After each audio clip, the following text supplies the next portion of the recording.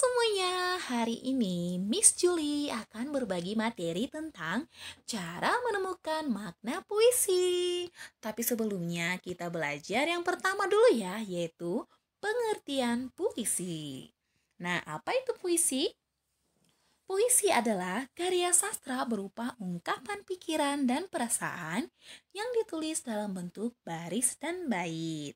Jadi anak-anak, puisi itu sebenarnya ada dua jenis. Ada dia puisi lama dan ada puisi baru.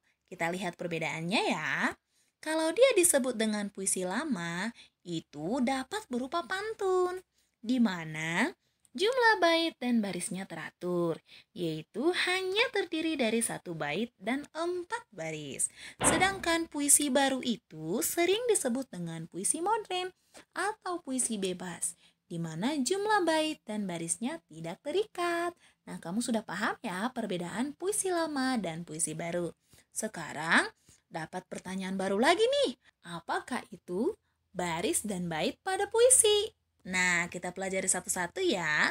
Baris adalah kumpulan dari beberapa kata. Kita lihat contohnya ya supaya lebih memahami. Contohnya puisi Cita-Citaku. Yang disebut dengan baris itu yang mana? Yaitu mulai dari kata anganku melayang ke masa depan. Nah, ini disebut satu baris. Sekarang coba kita lihat, ada berapa baris kah puisi Cita-Citaku ini? Kita hitung bersama. 1, 2, 3, 4, 5, 6, 7, 8. Berarti puisi Cita-Citaku ini terdiri dari 8 baris. Nah, kita belajar dulu nih anak-anak, bahwa ternyata bunyi vokal akhir pada setiap baris puisi itu ada loh anak-anak. Dan bunyi vokal akhir pada setiap puisi itu sering disebut dengan rima. Yang mana Bu Guru contoh bunyi vokal akhirnya? Contohnya seperti ini. Anganku melayang ke masa depan. Nah, bunyi vokal akhir itu yaitu huruf N di belakang ini. Ini disebut rima. Baris kedua U, baris ketiga N, baris keempat U, baris kelima A, baris keenam U, baris ketujuh A, dan baris kedelapan U. Nah, itu disebut rima, yaitu bunyi vokal akhir pada setiap baris pada puisi. Nah, sekarang anak-anak harus tahu juga nih bahwa puisi yang memiliki rima teratur itu adalah pantun anak-anak. Rimanya ada dua, yaitu A atau AB. Nah, coba anak-anak masih ingat tidak? Pantun itu tergolong kepada apa anak-anak? Yaitu jenis puisi lama. Jadi dia teratur dan terikat. Nah, sekarang kita lihat nih pelajaran berikutnya yaitu bait. Bait adalah kumpulan dari beberapa baris puisi. Ayo kita lihat contohnya ya. Contohnya puisi Hidupku Penuh Warna karya Dekaritas. Nah, kita lihat yang mana yang disebut dengan bait. Nah, biasanya bait itu ditandai dengan ada tandanya seperti ini. Dia seperti menjorok ke dalam ya, seperti ini. Ada yang menjorok ke dalam, keluar. Ada juga dia yang dibuat dalam bentuk spasi. Sekarang kita lihat nih anak-anak. Ada berapa bait ya dalam puisi Hidupku Penuh Warna ini? Kita hitung bersama. 1, 2, 3, 4. Berarti puisi Hidupku Penuh Warna itu ada 4 bait. Nah, ingat, biasanya bait itu ditandai dengan ada yang menjorok ke dalam, ada yang menjorok keluar, ada juga yang dibuat dalam bentuk spasi. Jadi antara bait pertama dengan bait kedua itu dikasih jaraknya ya, seperti itu ya. Sekarang supaya lebih paham, coba kamu amati puisi berikut dan tentukan jumlah baris dan baitnya. Nah, puisinya ada judulnya Tanah Airku, Tanah yang Beragam karya Dekaritas. Coba anak-anak hitung ya. Ada berapa baitnya dan berapa barisnya. Sudah dapat? Nah, Ibu kasih tahu nih. Jumlah barisnya itu ada 16 dan baitnya ada 4. Nah, kita hitung baitnya. 1, 2, 3, 4. Nah, pada puisi ini, beda antara bait 1 dengan bait 2 dibedakan dengan cara menjorok ke dalamnya, anak-anak ya.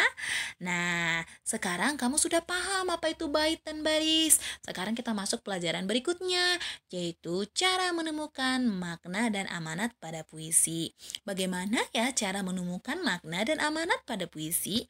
Yang pertama yang harus kamu lakukan adalah membaca puisi. Setelah kamu baca, ayo, kamu cari kata-kata yang sulit untuk dimengerti dan cari tahu artinya ya. Kemudian kalau sudah, ubahlah puisi tersebut menjadi cerita atau mengubah puisi itu menjadi cerita. Dan yang terakhir adalah menemukan pesan dan makna pada puisi tersebut. Nah, kalau sudah tahu menemukan makna dan amanat puisi, kita lanjut yang berikutnya, yaitu cara membaca puisi yang baik. Nah, anak-anak, sebelum membaca puisi, kita harus memperhatikan beberapa hal berikut ini. Yang pertama adalah ekspresi, mimik muka, dan penjiwaan. Jadi anak-anak, saat membaca puisi, kamu harus memperhatikan ekspresinya. Bagaimana kalau puisinya sedih, tunjukkanlah wajah yang sedih. Puisinya gembira, tunjukkanlah bahwa suasananya, wajahnya gembira. Makanya perlu kita mengetahui pesan, makna, dan amanat pada puisi sebelum akhirnya membaca puisi tersebut. Kemudian yang kedua adalah gerakan tubuh.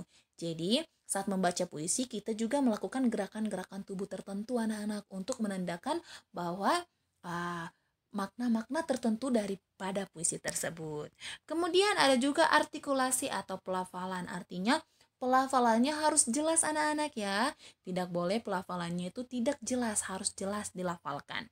Kemudian ada juga keras lembutnya suara, tinggi rendahnya suara. Jadi saat membaca puisi ada nada-nadanya yang kadang-kadang dia keras, kuat, ada yang lambat, seperti itu. Kemudian ada juga yang namanya intonasi atau penekanan kata.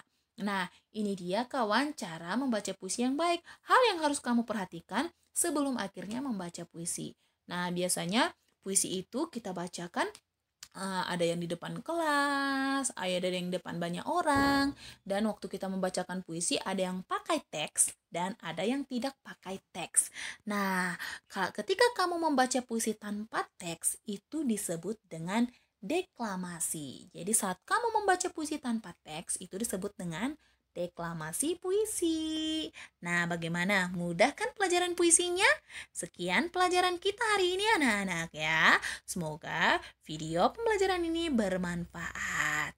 Akhir kata, Miss Julie ucapkan bye-bye. Jangan lupa subscribe, like, share, dan komen ya. Terima kasih.